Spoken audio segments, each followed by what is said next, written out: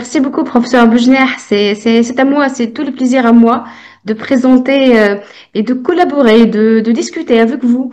Un hypertensologue de renommée en Tunisie, professeur Rachid Boujner.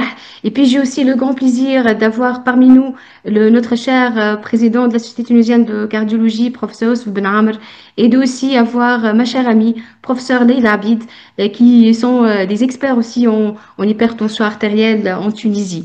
J'avais vraiment le grand plaisir de suivre la belle présentation et la mise au point d'actualité de professeur Atul Patak. J'ai beaucoup apprécié et je vous remercie pour la réponse positive à notre invitation. De ma part, moi, je vais essayer de partager avec vous un sujet à travers un cas clinique qui est finalement peut-être le point fort des dernières recommandations.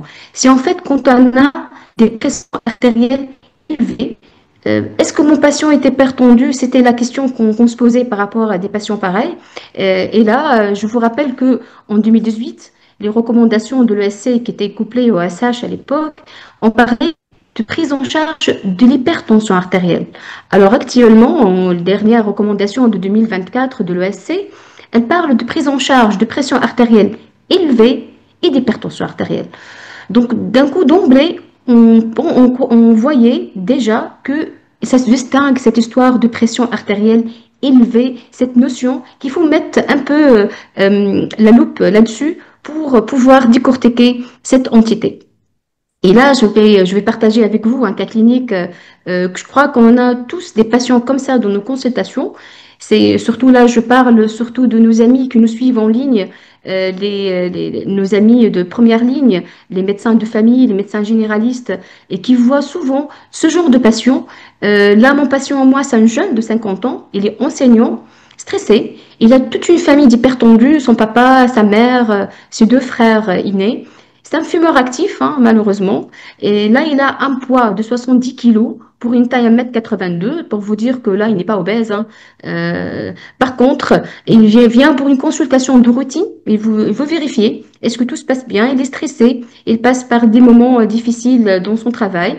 Il amène avec lui une biologie qui était correcte, hormis un cholestérol de 7,1 mmol par litre. Il avait une bonne fonction rénale, une calémie correcte et une glycémie aussi normale. En prenant sa pression artérielle, ce monsieur a une pression artérielle à 135 sur 80 mm de mercure avec une fréquence cardiaque à 75 cycles par minute. Là, c'est ça la question, hein. Ce chiffre-là, c'est un chiffre. Est-ce qu'en 2024, on peut dire qu'il est hypertendu? Est-ce que c'est un chiffre où on va rassurer le patient et lui dire tout va se passer bien? Déjà là, je passerai un mot par rapport aux méthodes de mesure. Euh, Quel est le meilleur moyen? Jusqu'à aujourd'hui, je reçus un coup de fil d'un confrère qui me posait les questions. C'est un médecin suivi à ma consultation pour me dire, j'ai acheté un appareil, j'ai acheté un appareil électronique, est-ce que j'avais raison? Ou probablement, j'aurais dû acheter un appareil classique. Donc là, vous voyez que la question se pose toujours, mais on le sait maintenant. Et c'est à partir de 2020, la prise de pression artérielle, idéalement, doit se faire par un appareil électronique. Mais un appareil électronique validé sur Stripe BP, il faut vérifier que cet appareil, c'est un appareil valide.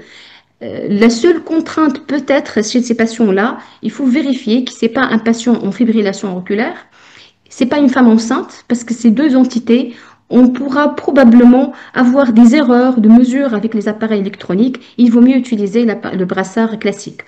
Et puis aussi, un petit mot sur ces recommandations par rapport aux appareils sans brassard. Là, recommander jusque-là. Je crois que les études futures nous donnera plus d'idées. Maintenant, la définition en elle-même, est-ce qu'elle a changé? Parce qu'on sait avant, on parlait de grade 1, grade 2, grade 3 d'hypertension artérielle, mais c'est à partir de 140-90. À part la pression artérielle optimale, normale et normale haute, et ben en 2024, les choses sont devenues beaucoup plus simples. Parce que là, on sait, la pression artérielle au-delà de 140-90, supérieure à égale, c'est une hypertension artérielle. La définition est restée la même. Il faut juste la regarder en dehors du cabinet médical. Sinon, il n'y a plus cette classification en grade 1, 2 et 3. Donc la définition est la même.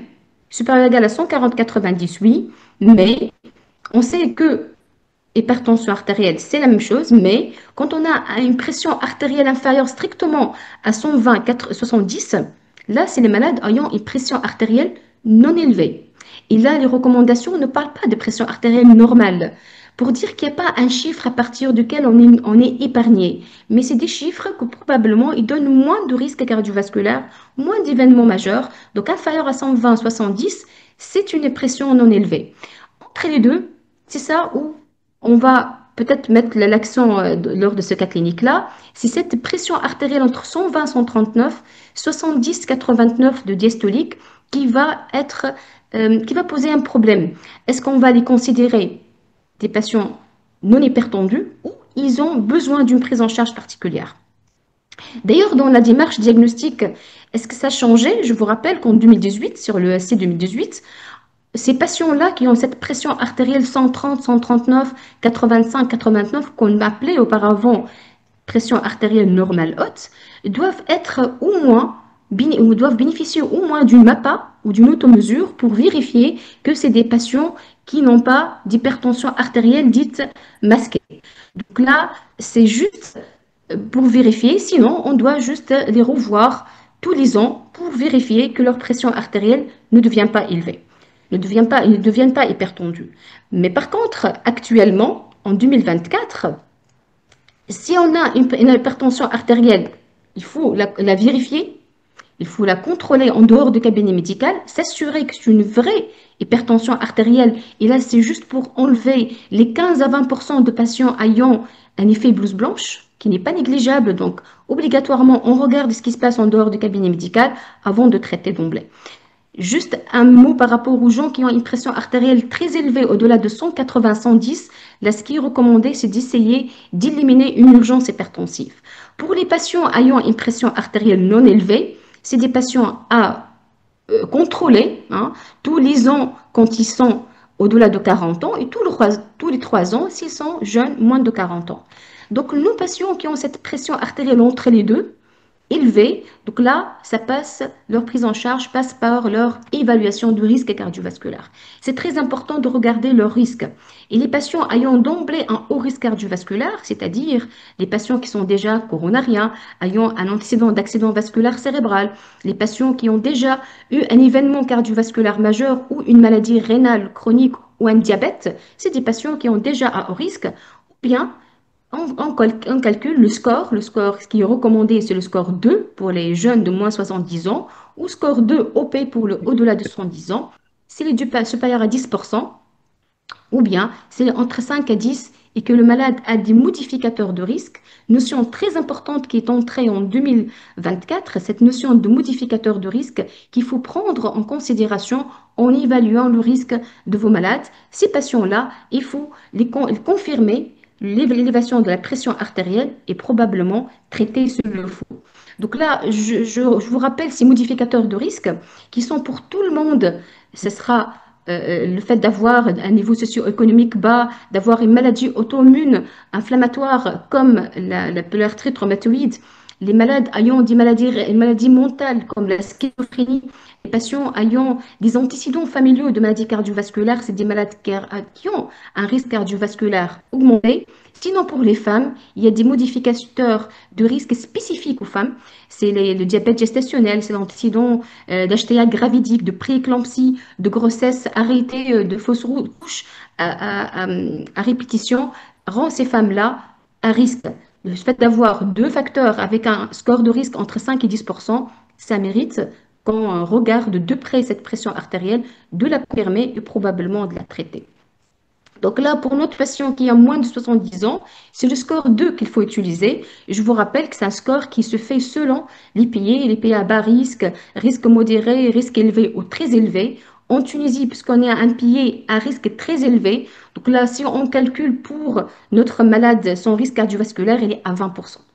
Tout calcul fait, nous sommes à 20% de risque du score 2 de ce patient-là, donc il est réellement classé à haut risque. Si mon malade est classé à haut risque, il faut confirmer sa pression artérielle en dehors du cabinet médical pour pouvoir le classer comme étant malade qui nécessite un traitement ou non. Et là, le point fort de cette classification et de ces recommandations de l'ESC 2024, c'est la définition de la pression artérielle en dehors des cabinets médicaux qui va confirmer l'élévation. Et bien, ces patients-là, s'ils ont en automesure ou en pression artérielle ambulatoire par MAPA diurne entre 120 et 134 de systolique ou 70 ou 84 de diastolique, ça confirme qu'ils ont une pression artérielle élevée. Donc là, retenez ces chiffres-là. Si vous avez une pression artérielle élevée, si elle est à l'automesure ou aux pression artérielle MAPA entre 120 et 134 de systolique, 70 ou 84 de diastolique, votre patient a réellement une pression élevée. Là, la MAPA de mon patient confirme effectivement qu'il a des valeurs élevées. Et la moyenne du jour était à 136 carrément sur 80 mm de mercure. Il avait bel et bien une dépression artérielle élevée confirmée. Donc là, est-ce qu'il y a une particularité du bilan à demander? Eh bien là, je vous rappelle ce qui est recommandé déjà en 2018. C'est pas trop loin, c'est presque la même chose. Il faut toujours regarder les autres facteurs de risque. Le bilan glycémique avec l'hémoglobine glyquée, le bilan lipidique complet avec les non-HDL cholestérol, le bilan rénal avec le potassium, le sodium.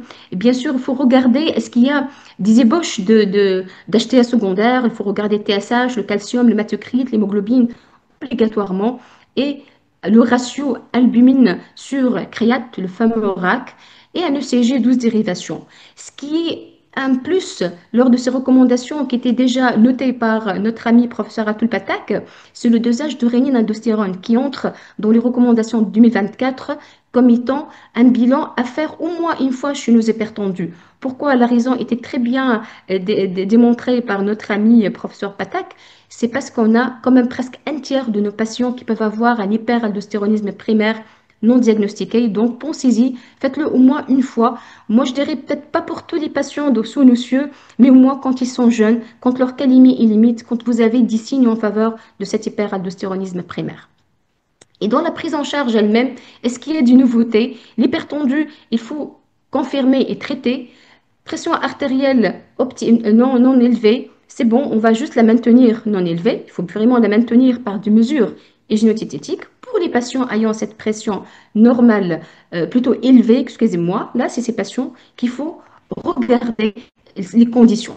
Quand il est à haut risque, ici, là, une pression artérielle entre 130 et 139 de systolique, s'il est à haut risque, que ce soit parce qu'il a vraiment une maladie cardiovasculaire, un diabète, une insuffisance rénale, ou parce qu'il a un score supérieur à 20, ou bien son supérieur à 10, ou bien son risque il est entre 5 et 10 avec 10 modificateurs de risque, au moins 2. Là, c'est des patients qu'il faut leur recommander des mesures diététiques pendant 3 mois. Si ça marche, c'est bon. Si ça ne marche pas, c'est des malades à mettre sous traitement médical. Donc là, un traitement pharmacologique est indiqué. Donc là, je suis tout hypertendu confirmé, quel que soit le niveau de risque. Là, j'attire votre attention, on ne cherche plus le risque cardiovasculaire quand on est hypertendu confirmé, pression artérielle au-delà de 140-90. Par contre, chez les malades ayant une pression artérielle systolique 130-139 ou diastolique 80-89 confirmée en dehors de cabinet médical, s'il est à risque élevé ou très élevé, ou si cette pression artérielle persiste élevée après 3 mois de mesures hygiéno-diététiques, c'est une indication au traitement pharmacologique. Là, je vous rappelle les mesures génétiques, hein, c'est toujours les 5 grammes de sel au moins maximum par jour. C'est l'activité sportive de 30 minutes de marche par jour. Et puis, c'est la réduction de la surcharge pondérale.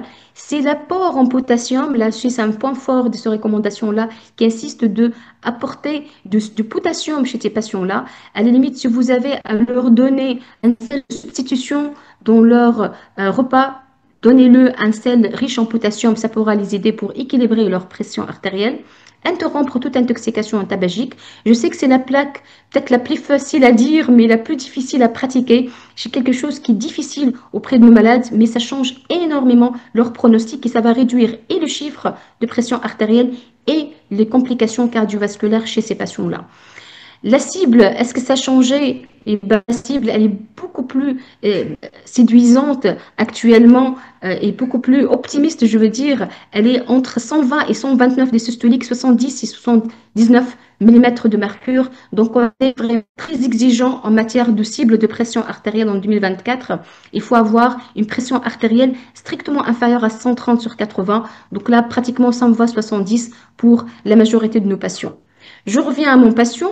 Là, ça était sous mesure géodiététique, sévrage tabagique. Bon, ça n'a pas trop marché, franchement. Il n'a pas arrêté, il a réduit un peu sa consommation en tabac. 3 mois après, il revient. Sa pression artérielle était à 130-70, fréquence cardiaque à 70. Vous voyez très bien, on n'est pas au cible. Hein. Il ne faut pas dire bah, c'est parfait, non. On est toujours au-delà de 120-129 de systolique, donc il n'est pas à la cible. C'est un patient qui mérite un traitement. Là, le schéma thérapeutique proposé, je vous rappelle ce qui est dit par le professeur Patak pour tout le monde. Là, ça fait un moment qu'on en parle. C'est une bithérapie. À partir de 2018, on le sait. Il faut mettre une bithérapie à faible dose d'emblée à nos patients hypertendus. Un bloqueur de système rénin-angiotensin avec inhibiteur calcique ou diurétique à faible dose. Si ça ne marche pas, au bout d'1 à 3 mois, il faut passer à la trithérapie et il faut voir si ça marche, c'est bon. Sinon, c'est la trithérapie à fort dosage. Mais ça, c'est pour tout patient, peut-être pas pour le nôtre, parce que là, pour les patients ayant une pression artérielle élevée, confirmée, à haut risque, c'est des patients qu'il faut le mettre sous monothérapie. Et là, un clin d'œil pour la place de la monothérapie ici, c'est vraiment ce type de patients comme le mien, c'est les patients ayant une pression artérielle élevée, bien sûr confirmée, les patients qui sont fragiles de façon modérée ou sévère, les patients ayant une hypotension orthostatique. Méfiez-vous, là je vous invite à prendre la pression artérielle assis et debout à tous vos patients, surtout les sujets d'un certain âge. Et là, c'est des patients qui méritent une monothérapie. Et puis les patients très âgés, au-delà de 85 ans, qu'il faut vraiment initier par une monothérapie. Donc là, mon patient, je l'ai mis d'ailleurs sur une monothérapie qui est l'ARA2. Voilà, j'arrive au mettez comme message par rapport cette particularité pour vous dire que l'HTA, c'est supérieur ou égal à 140-90, mais il faut juste confirmer en dehors des cabinets médicaux. La bithérapie, donc, thérapie à 1 mois si la pression artérielle n'est pas à la cible, mais pour les patients ayant une pression artérielle systolique entre 130-139 ou une diastolique 80-89, confirmée et à haut risque cardiovasculaire, c'est le mesure génodiététique 3 mois, sinon c'est la monothérapie. Et là, la cible, c'est la cible ambitieuse pour tout le monde, c'est 120-70 pour tout le monde. Donc ne soyez pas inerte, il faut aller jusqu'au bout de l'équilibre de pression artérielle pour préserver les organes nobles de vos patients. Et je vous remercie pour votre attention.